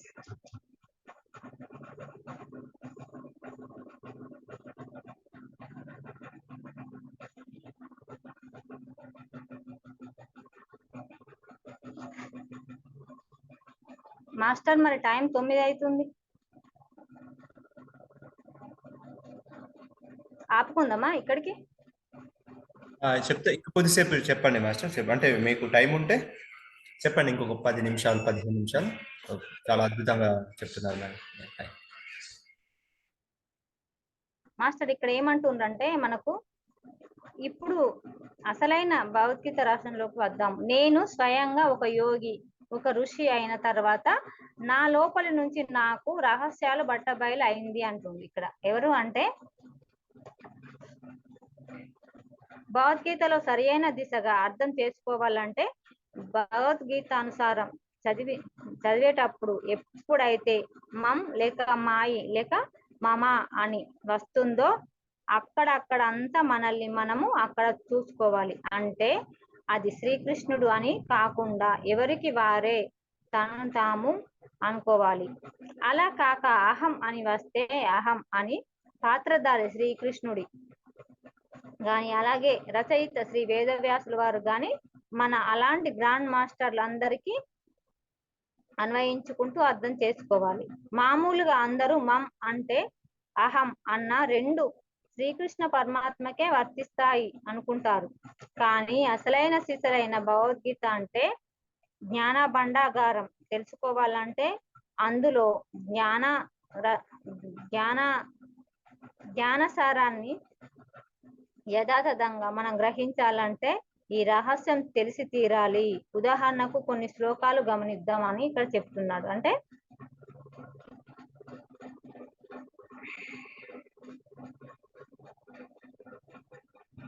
ఇక్కడ ఏమంటున్నాడు ఫ్రెండ్స్ అంటే మనకు అన్ని ప్రాణుల్లోనూ అంటే ఇక్కడ మమ్ అంటే ఇక్కడ తనను అన్నట్టు ఇక్కడ తన ఆత్మ దర్శించడం అంటే ఇంకా మరి ఇక్కడ అన్ని ప్రాణుల్లోనూ నేనున్నాను అంటున్నాడు. అంటే సమస్త ప్రాణుల్లోనూ దర్శించగలిగిన వాడే. అంటే ఇక్కడ పరమాత్మ ఏమంటాడంటే సర్వజీవుల్లో నేనున్నాను అంటాడు. నాలో సర్వజీవులను చూడాలి, సర్వజీవుల్లో నన్ను చూడాలి అని చెప్తున్నాడు ఇక్కడ. అంటే ఆత్మస్వరూపంగా అంటే అన్ని జీవుల్లో ఉన్న ఆత్మ ఒకటే, అందరిలోనూ ఉన్నది నేనే అని చెప్తున్నాడు ఇక్కడ. ఎవరు? పరమాత్మ శ్రీకృష్ణ వారు. మరి సమస్త ప్రాణులు దర్శించగలగ వాడికే, అంటే ఆత్మ యొక్క గ్రహించి వాడికి ఆత్మ జ్ఞానాన్ని, అటువంటి వాడు అహం నాకు కనబడకపోడు, అలాంటి వాడి మీద నా దృష్టి ఉంటుంది, ఇంకా అతడి మీద నా దృష్టి. అంటే ఇప్పుడు ఎలా అంటే ప్రతి ఒక్కరిలో, ఇప్పుడు మనకు సాయిబాబా కూడా అంటాడు సర్వజీవుల్లో నేనున్నాను అంటాడు. ఏమంటాడు మనం అక్కడ అదేంటిది బాబా, అది బాబా పుస్తకం చదివినప్పుడు ఏమంటాడంటే ఒక కుక్క వచ్చినా గానీ కుక్కకు పెడితే నాకు పెట్టినట్టే అంటాడు. అంటే సర్వజీవుల్లో ఏ జీవికి పెట్టినా, ఏ జీవిని చూసినా అది ఆత్మస్వరూపం, ఆ పరమాత్మ రూపంలో చూడాలి. అంటే అలా చూసిన వాడే నాకు ఇష్టడు, అంటే నా దృష్టిలో ఉంటాడు. వాడి దృష్టి నా మీద ఉంటది, నా దృష్టి వాడి మీద ఉంటది అని ఇక్కడ పరమాత్మ చెప్తున్నా. అంటే సర్వజీవుల్లో నన్నే చూడాలి, అంటే పరమాత్మ ఉన్నాడు అని చూడాలి అంటుండ. అంటే ఇప్పుడు కోడి, మేక ఇవన్నిటిని మనం ఎందుకు హింస చేస్తున్నాం అంటే ఒక రకంగా చెప్పాలంటే హింస ఆపడానికే ఇది చెప్పడానికి. అంటే వాళ్ళు చెప్పే వీటిలో ఎన్నో అర్థాలు ఉంటాయి, మనకు కొన్ని తెలుసుకోవాలి. పూర్తిగా తెలుసుకునే ఇంకా రాలేదు అంత జ్ఞానం, మనం ఇంకా కూడా తెలుసుకునే ఆ జ్ఞానాన్ని మనం పొందాలి. మరి సర్వజీవుల్లో నేనున్నాను అన్నప్పుడు మరి ఏ జీవిని హింస చేసినా గానీ ఆ పరమాత్మని హింస చేసినట్టే కదా అని మనం ఇక్కడ తెలుసుకోవడానికి ఇక్కడ చెప్తుండు. సర్వజీవుల్లో నన్ను చూడండి, నన్ను సర్వజీవుల్లో చూడండి అంటున్నాడు. మరి అలా చూసిన వాడే నాకు ఇష్టడు ఇక్కడ. అంటే నా దృష్టి వాడి మీద ఉంటది, అంటే వాడిని ఎప్పుడు కంటికి రెప్పలా కాపాడుతూ ఉంటాడు అన్నట్టు. వాడి దృష్టి కూడా నా మీద ఉంటది. అంటే మరి అన్ని జీవుల్లో పరమాత్మను చూసినప్పుడు ప్రతి దాంట్లో పరమాత్మని చూస్తారు కదా. ఇదేంటి అంటే అదే సినిమా పాండురంగ సినిమాను ఏమో ఉంటదట. అయితే అది ఇంట్లోకి వచ్చి కుక్క అన్నం గిన్నె తీసుకుని వెళ్తుందట.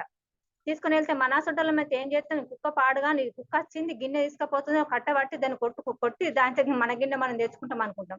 కానీ ఆ పాండురంగ అనేవాడు ఏం చేస్తాడట,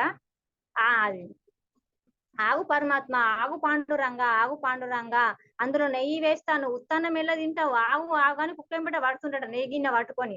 అంటే ఎలా ఉన్నాడంటే ఆ కుక్కలో కూడా పరమాత్మను చూస్తున్నాడు. అంటే ఆ పరమాత్మ ఆ పాండురంగడు ఉత్తానం ఎట్లా తింటాడు, నేతేస్తా అని.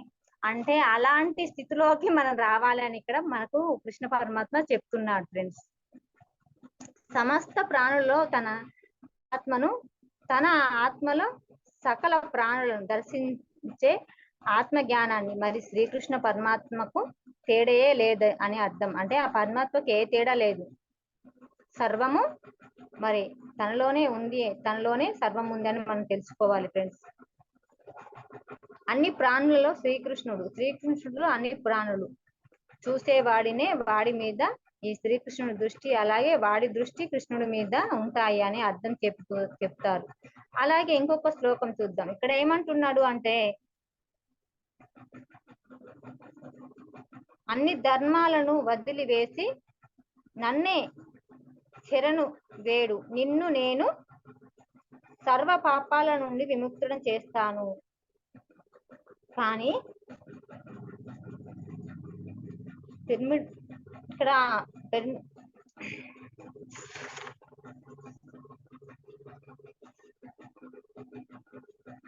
ఎవరైనా సరే తమ యొక్క సమస్త పరధర్మాలను ఒకంత వదిలి మరి పెట్టి, అంటే ఎవరి ఆత్మను వారే ఆశ్రయించుకోవాలి, శరణు వేడుకోవాలి. ఎందుకంటే ఎవరి చిత్త వృత్తి నిరోధ ధ్యానంలో వారుంటే వారి ఆత్మశక్తియే వారి సమస్త పాపాల నుండి వారిని ఉద్ధరిస్తుంది. అప్పుడు అహం అంటే నేను, అంటే కృష్ణుడు, మరి నాలాంటి పరమ ఆత్మలు మీకు సహాయంగా ఉంటారు, ఏమాత్రము చింతించవద్దు అని ఇక్కడ పరమాత్మ చెప్తున్నారు. మరి ఎవరైనా సరే తమ యొక్క సమస్త పరధర్మాలు, అంటే ఒకంతంగా వదిలి, అంటే పరధర్మాలు అంటే వేరే వాళ్ళకు మనం చేసే అవన్నిటిని వదిలేయాలి.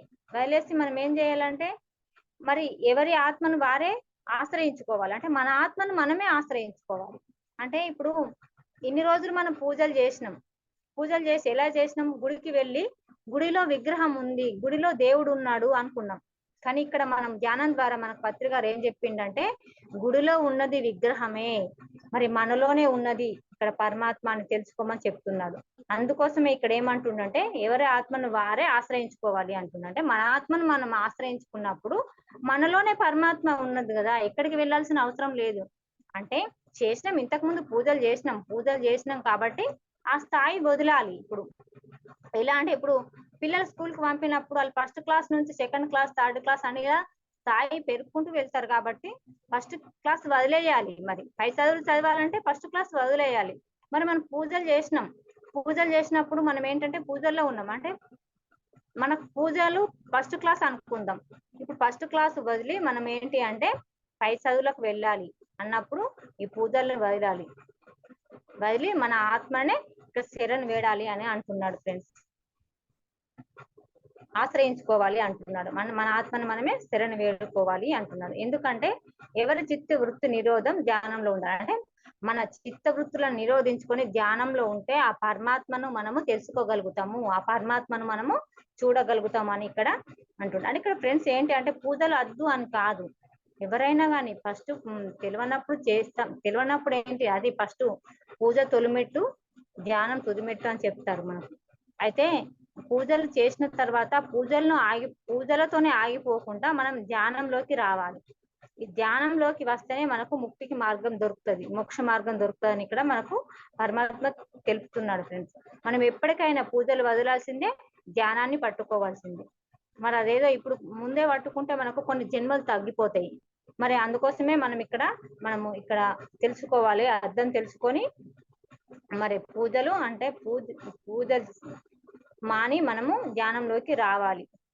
అంటే అది ఎలా అంటే ఆ విగ్రహం మనం తయారు చేసిందే కదా, మానవులమే విగ్రహాన్ని తయారు చేసి దానికి ఒక గుడి కట్టి మళ్ళీ బ్రాహ్మణులను పిలిచి వాళ్ళ చేత దాని ప్రాణ ప్రతిష్టని, యంత్రాలని, ఏమో హోమాలని ఎన్నో రకాలుగా చేసి మనమే అక్కడ విగ్రహాన్ని ప్రతిష్ఠింపజేసి మళ్ళీ మనమే పూజలు చేయడము. అది కదా ఇక్కడ పరమాత్మ అంటే మనలోనే ఉన్నాడు కదా. మరి ఆ విగ్రహాన్ని మొక్కడము వదిలిపెట్టి ఎవరి ఆత్మలను వారే ఆశ్రయించుకోవాలి, శరణు వేడుకోవాలి. ఎందుకంటే ఎవరి చిత్త వృత్తి నిరోధన ధ్యానంలో వారుంటే వారి ఆత్మశక్తియే వారి సమస్త పాపాల నుండి వారిని ఉద్ధరిస్తుంది. అప్పుడు అహం అంటే నేను, కృష్ణుల వారు నాలాంటి పరమ ఆత్మలు నీకు సహాయంగా ఉంటారు, ఏమాత్రం చింతించవద్దు అంటున్నారు ఇక్కడ. అంటే మనము అన్ని వదిలేయాలి, అన్ని వదిలేసి ఏంటి అంటే పరమాత్మ శరణు వేడాలి. అంటే ప్రతి విషయంలో ఇది నేను చేస్తున్నా అన్న భావన లేకుండా ఇది నా ద్వారా పరమాత్మ చేయిస్తున్నాడు అన్న భావనలో మనం ఉన్నప్పుడు మనకు ఖచ్చితంగా ఇక్కడ సహాయం అందుతుంది. ఏమాత్రం చింతించవద్దు అని ఇక్కడ మనకు పరమాత్మ చెప్తున్నాడు. అంటే ఎటువంటి పాపాల నుండన్నా బయటపడేస్తారు. అంటే ఇప్పుడు పరమాత్మ ఏమంటుండే జ్ఞానాగ్ని దగ్ధ కర్మనామ అంటుండు. అంటే మనం ధ్యానం చేయడం వల్ల మనలో ఉన్న జఠరాగ్ని ప్రజ్వరిల్లి, అంటే అంత సాధన చేయాలి ఇక్కడ. ఆ సాధన చేస్తేనే మన ఆత్మశక్తే మన పాపాల నుంచి బయటపడేస్తుంది. అంటే మనము ధ్యానం చేసి మన ఆత్మస్థితిలో ఉన్నప్పుడు మనము జన్మలు తగ్గించుకుంటాము. మనం ఇప్పుడు అంటే ఏంటి అంటే మనకు భూమి మీదకి వచ్చేటప్పుడు మనము మూడు అవి తీసుకొని వస్తామట ఫ్రెండ్స్, సంచులు అంటే బ్యాగులు తీసుకొని వస్తామట కిందికి. ఏంటి అంటే అవి ఆగామి కర్మలు, ప్రారబ్ధ కర్మలు, సంచిత కర్మలు అని 3 తీసుకొని వస్తామట ఫ్రెండ్స్. మరి అవి ఇక్కడ చెప్పాల్సింది అంటే మనము ఆగామి కర్మలు అంటే ఇప్పుడు అనుభవించే కర్మలు. అంటే మనము ప్రతి జన్మలోని కొన్ని కర్మలు సంచులలో పోగేసుకొని పోతామట. ఒక జన్మ తీసుకొని భూమి మీదకి వచ్చి మళ్ళీ మన శరీరం వదిలినాక మరి ఆ భూమి మీదకి వచ్చినప్పుడు అన్ని చేసినవన్నీ ఉంటాయి కదా, ఆ చేసినవన్నీ అక్కడ మూట కట్టుకొని పోతామట. మరి ఆ మూట కట్టుకొని పోయినప్పుడు మళ్ళీ జన్మ తీసుకొని కిందికి వచ్చేటప్పుడు ఆ సంచిలోంచి కొన్ని తీసుకొని వస్తామట. మరి ఇలా రావడం పోవడమే ఉంటదట మనకు. మరి అంటే మనం ఒక్కొక్కసారి ఏం చేస్తాండి, ఊకే రావడం పోవడం ఏంటి, ఆ సంచిలో ఎన్ని ఉన్నాయో అన్ని ఇవ్వు ఒకటేసారి వేసుకొని పోతాయి, ఈ జన్మ ఆఖరి జన్మ వేసుకుంటా పోని అనుకొని కొన్ని ఎక్కువ తెచ్చుకుంటామట. అలా ఉంటదట ఫ్రెండ్స్. మరి అంటే ఇప్పుడు ఆగామి అంటే మనం ఇప్పుడు అనుభవించే కర్మలట, సంచిత కర్మలు అంటే మనకు సంచిలో జమ అయ్యే కర్మలు మనకు కొన్నే తెచ్చుకుంటామట ఫ్రెండ్స్. అంటే ఇంకా ఆ సంచిలో ఎన్ని ఉన్నాయో మనకు తెలియదు కదా. మరి ప్రారబ్ధ కర్మలు అంటే అనుభవించేటి, ఆగామి కర్మలు అంటే ఇప్పుడు చేసేటి. మరి ప్రారంధం అంటే అనుభవించడానికి వచ్చినాం కాబట్టి ఇప్పుడు కొంచెం మంది ఏమంటారు అంటే, నేను ధ్యానం చేసినా గానీ నాకు ఇంకా కష్టాలే ఉంటున్నాయి, ధ్యానం చేసినా కానీ ఇంక పోతలేవు, ధ్యానం చేస్తే పోతాయి అని అంటారు కదా అని కొంతమంది అడుగుతారు ఫ్రెండ్స్. ధ్యానం చేస్తే కష్టాలు పోవడం కాదు, ఇక్కడ కర్మలు దగ్ధమవుతాయి, అంటే కర్మలు తగ్గుతాయి. ఎలా అంటే ఇప్పుడు సంచిలో ఉన్న కర్మలు ఎన్ని ఉన్నాయో మనకు తెలియదు కదా ఫ్రెండ్స్. ఆ కర్మల్లో కొన్ని తగ్గింపబడతాయట. అంటే మనము సరైన మార్గంలో ధ్యానం చేస్తూ మన ఆత్మను శరణు వేడినప్పుడు మనకు ఆ సంచిలో ఉన్న కర్మలు కొన్ని తగ్గుతాయట ఫ్రెండ్స్. మరి ఇప్పుడు ప్రారంధ కర్మలు అంటే మనము ఆ సంచిలోంచి కొన్ని తెచ్చుకుంటాం కదా, ఆ కొన్ని తెచ్చుకుని అనుభవించడానికి వచ్చాం కాబట్టి ఇవి ఖచ్చితంగా అనుభవించాల్సిందే. కానీ మనకు కొంచెం తీవ్రత తగ్గుతుంది అన్నట్టు, ధ్యానం ద్వారా మనకు తీవ్రత తగ్గుతుంది అంతేగాని మనం అనుభవించాల్సినవి ఖచ్చితంగా అనుభవించాల్సిందే. కాకపోతే మనకు కొన్ని కర్మలు తగ్గాలి అంటే ఆ సంచిలో ఉన్నాయి కొన్ని అవి తగ్గాలి అంటే మనము ఎలా అంటే ఇక్కడ మన ఆత్మలు అంటే మనం ఎలా ఉండాలంటే ఆత్మస్థితిలో ఉండాలి. మనము ధ్యానం చేస్తూ మన జ్ఞానం పొందుతూ మనము ఎంతో నిష్టగా ఉన్నప్పుడు మనకి ఇక్కడ పరమాత్మ మనకు ఈ ఆత్మలు అంటే మనకు సహాయంగా ఉంటారు అన్నట్టు. ఏమాత్రం చింతించకండి, అంటే మనకు సహాయంగా ఉంటారు. అంటే మనం ఎప్పుడు ఆత్మస్థితిలో ఉండి సరైన మార్గంలో సత్య మార్గంలో నడుస్తామో, మరి ధర్మ మార్గంలో నడుస్తామో మనకు ఎప్పుడు మన వెన్నంటే ఉంటారట ఫ్రెండ్స్. అందుకోసం ఇక్కడ ఏమంటుందంటే మీరు ఏమాత్రం చింతించకండి, నేను సహాయంగా మీకు ఉంటాను అని ఇక్కడ పరమాత్మ నాకు చెప్తున్నాడు ఫ్రెండ్స్. మరి నాకు ఇంతటి అవకాశం ఇచ్చిన మీ అందరికి కృతజ్ఞతలు మాస్టర్స్. Thank you.